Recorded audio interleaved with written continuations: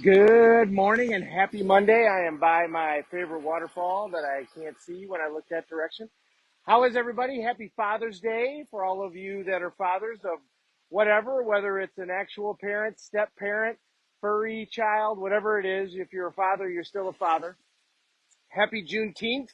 For those of you that are not from the United States, this is the day that we finally ratified the 13th Amendment abolishing slavery. So it officially became an amendment to the Constitution, uh, virtually impossible to be undone. So that's what we're celebrating today here in the States. So I told you the story about the building going down and, some of that story and the financial impact of it. That story goes on and on and on, by the way. It's an amazing year and a half in my life and the impact on everything in my life. Sometime maybe I'll do the whole thing. But what was the catalyst? What was the turning point that really shifted me into going in the right direction? Well, it was the people that I surround myself with. It was my Tony family. So the building went down on a Tuesday. June 15th, 12 years ago was a Tuesday. Not that coming weekend, but the following weekend, I was scheduled to crew a Tony Robbins event in Chicago. And I mean, I had a million things going on, so it didn't make sense to do that. But I'm like, I committed to this. And I'm not going to stay for the entire event. I called up the head of the crew, but I said, I'm going to come in. I'm going to get you through registration, help out at registration, help out on the firewalk. That's where they needed the crew the most. And then I'm going to come back and work on this. Well, I went in and I had all these pictures on my phone. So I was telling my story. I was showing everybody, look what's happening, look what's happening, look what's happening. And there was a guy by the name of Ralph Zuckerman, and I'll tag Ralph in this. He lives down in Florida, wonderful guy, owns a construction company, and he owns this great farm kind of property where they do all kinds of events. And I was sitting there telling him the story, and he's standing there with his arms crossed, and he looked at me and he goes, Tim, yeah, okay, this sucks. I get it. But you know how many people here in this room are going through hell right now because this is right after the banking crisis that happened? He said, and I'm going to say a bad word, so I apologize. He said, get the fuck over it. You have the talents. Go fix it. And that shook me to my core. And after he said that, I was like, he's exactly right.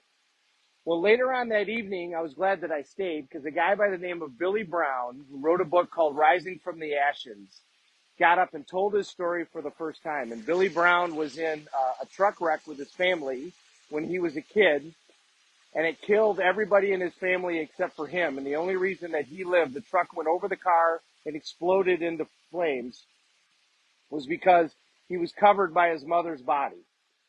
And he's incredibly burnt. Well, he got past that and then ended up going bankrupt because of Hurricane Katrina. Excuse me. And his book had just gone to become a New York Times bestseller that day. And so he was telling his story. So as he was standing there telling his story, my buddy Ralph is looking at me going, really?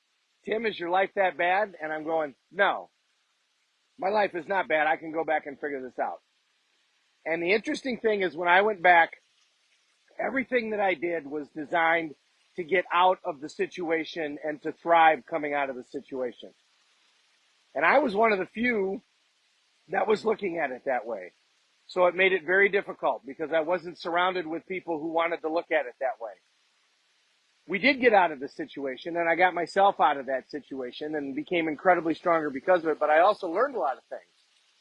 Who you surround yourself with is who you become.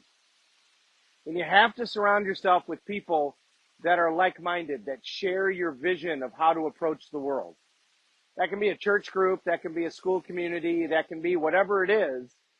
But if you're surrounded by people who don't share your vision, it's not going to work out. They're going to hold you back. And there's going to be friction, and there's going to be tension, and there's going to be problems. And ultimately, one of you is going to end up sacrificing and not getting the results that you want.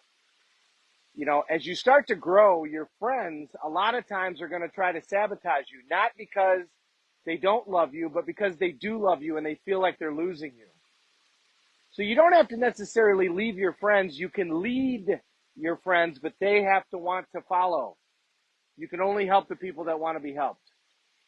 I learned so many lessons going through that incredibly difficult process about myself, about who I needed to surround myself with, how I needed to approach the world. It allowed me to finally become a lot of the person that I've always wanted to become in terms of my health, in terms of business, in terms of approach to life in general. And if you look at your problems in that fashion, then that's what's going to happen for you. But you need help. We need to surround ourselves with people that help us out. If it wasn't for Ralph Zuckerman looking at me saying, dude, stop telling your story and go figure it out, not sure that I would have. If it wasn't for Billy Brown telling his story and made me feel stupid about even worrying about my story, I'm not sure that I would have come back and done the things that I did.